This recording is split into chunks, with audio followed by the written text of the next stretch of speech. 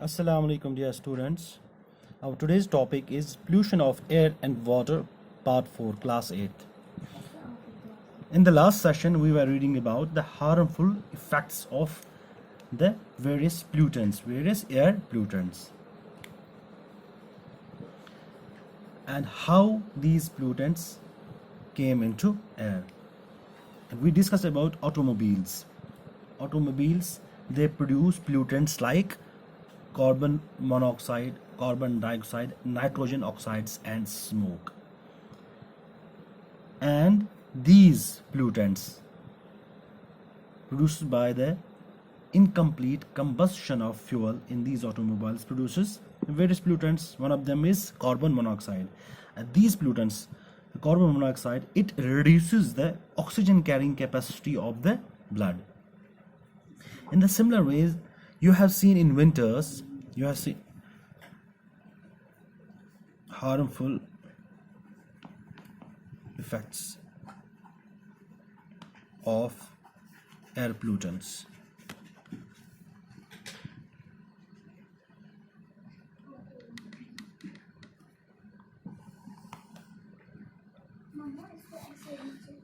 In the similar way, you have seen in winters, during winters, you have seen smog. Smog, it's a mixture of smoke and fog. धुआं और fog, धुंध जो होती है, आपने देखा होगा विंटर्स में ज़्यादातर जो स्मॉग होती है हमारे इन एटमॉस्फेयर में, तो बहुत दूर तक हमें दिखाई, विजिबिलिटी कम हो जाती है, बहुत देर तक ये रहती है. That's called smog. The mixture of smoke and fog, it reduces the visibility, दिखाई नहीं देता. और उसके साथ क्या क्या होता है इसका, ये जो स्मॉग है ये क्या करता है, it causes breathing difficulties. It causes breathing it causes breathing difficulties, such as breathing difficulty में हम अच्छे से सांस नहीं ले पाते हैं. इससे एक इम्पॉर्टेंट डिजीज इससे होती है, दैट्स अस्थमा. एक बहुत ही ग्रेव डिजीज इससे होती है, दैट्स अस्थमा. अस्थमा में क्या होता है, we are not able to breathe properly, और खांसी बहुत आती है, खांसी बहुत आती है. एंड वीजिंग चिल्ड्रन में हो जाती है, वीजिंग इन चिल्ड्रन. वीजिंग क्या होती है, वो जब खांसता है बच्चा तो उसमें वो आवाज आती है, वो खों खों की आवाज आती है, just that's breathing with whistling, वो विस्लिंग साउंड आ जाती है, और rattling sound. It's breathing with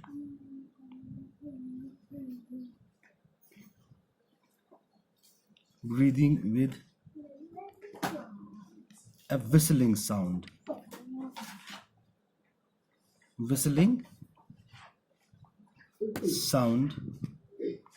or rattling sound. Good morning, students. और How are you? rattling sound. Breathe जब करता है वो विसल्स जैसी यहाँ पे विस्लिंग साउंड या वो रैटलिंग साउंड आ जाती है. ये किससे होता है, it's all because of smog. और इससे क्या होता है, मनी जो इंडस्ट्रीज होती है, ये तो हो गया ऑटोमोबाइल, जो ऑटोमोबाइल से इनकम्प्लीट कंबशन हो जाती है फ्यूल्स की, पूरी तरह फ्यूल जो है, इसमें डीजल हम यूज़ करते हैं या कैरोसिन यूज़ करते हैं या पेट्रोल यूज़ करते हैं, उसकी कंप्लीट कंबशन नहीं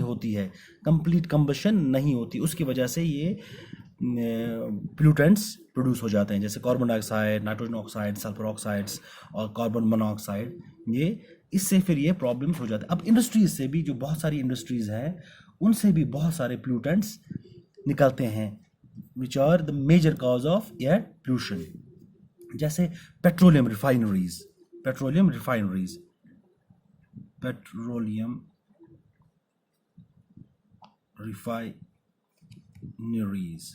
अभी पेट्रोलियम रिफाइनरीज में क्या होता है, हमने अर्थ से पेट्रोलियम एक्सट्रैक्ट कर दिया, फिर इसको रिफाइन करना है इनटू कैरोसिन, वैक्स अलग निकालना है, पैराफिन्स अलग निकालने हैं, कैरोसिन अलग, डीजल, ऐसे पेट्रोल, इसको प्यूरिफाई करना है, to suit the different vehicles और ऑटोमोबाइल्स।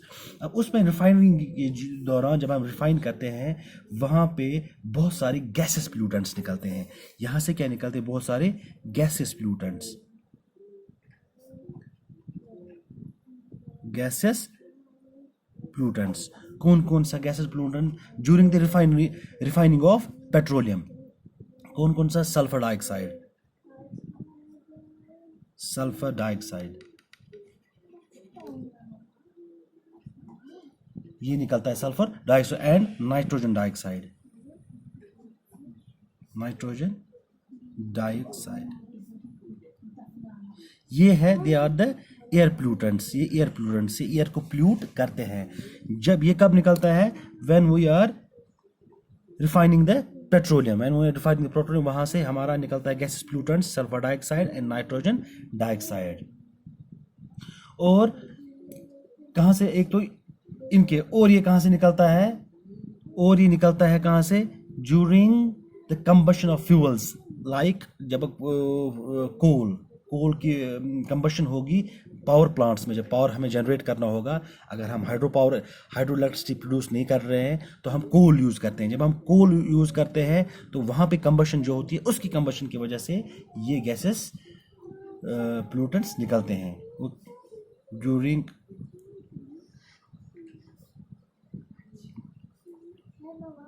कंबशन ऑफ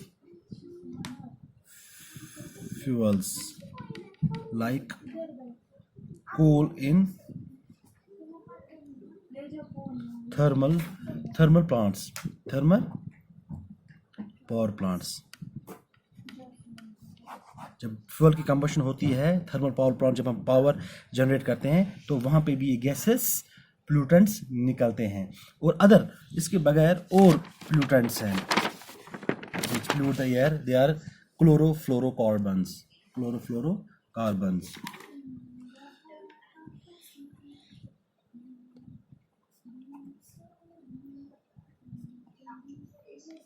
क्लोरोफ्लोरोकार्बन, इनको बोलते हैं CFCs। अब क्लोरोफ्लोरोकार्बन्स हैं, ये क्लोरोफ्लोरोकार्बन कहाँ पे यूज़ किया जाता है? ये हमारे फ्रिज में, रेफ्रिजरेटर्स में यूज़ किया जाता है, एयर कंडीशनर्स में, जो कूलिंग पर्पज़ के लगता है, एंड एरोसॉल स्प्रेज, जो स्प्रेज हम एरोसॉल स्प्रे में स्प्रे करते हैं उसमें क्लोरोफ्लोरोकार्बन्स लगता है। कहाँ पे? हमारे फ्रिज में, जो फ्रिज हमारे होते हैं, रेफ्रिजरेटर्स और एयर कंडीशनर्स,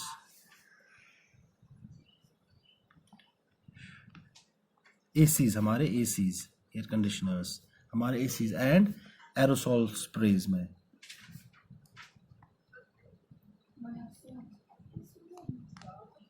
यहाँ पे यूज होता है कौन से? क्लोरोफ्लोरोकार्बन्स। अब ये क्या डैमेज करते हैं? आपने नाम सुना होगा ओजोन लेयर का, ओजोन लेयर, इसका नाम सुना होगा। ये एक प्रोटेक्टिव लेयर है। ओजोन लेयर क्या है? It's a protective layer, it's a protective layer. हमारे एटमॉस्फेयर में एक प्रोटेक्टिव लेयर है ओजोन लेयर। ये किससे हमें प्रोटेक्ट बचाती है?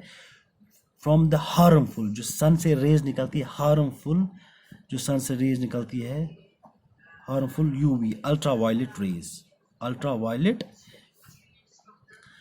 इट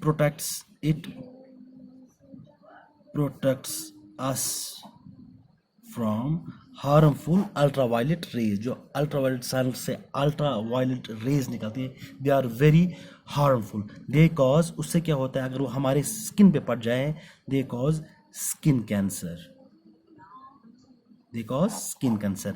अब जो ये क्लोरोफ्लोरोकार्बन्स है, जो ये ओजोन लेयर है हमारे एटमॉस्फेयर में, ये इसको क्या करते हैं? Damage, it damage the ozone layer. ये क्या करते हैं? इसको CFCs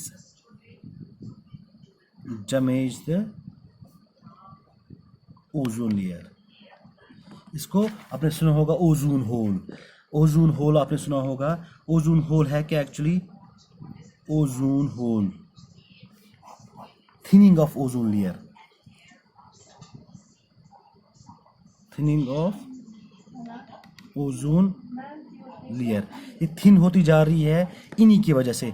जब थिन, इसमें फिर जो अल्ट्रावायलेट रेज है, they will penetrate it and they will reach to the earth and they will damage our skin. यही क्लोरोफ्लोरोकार्बन्स जो है इसकी वजह बनते हैं।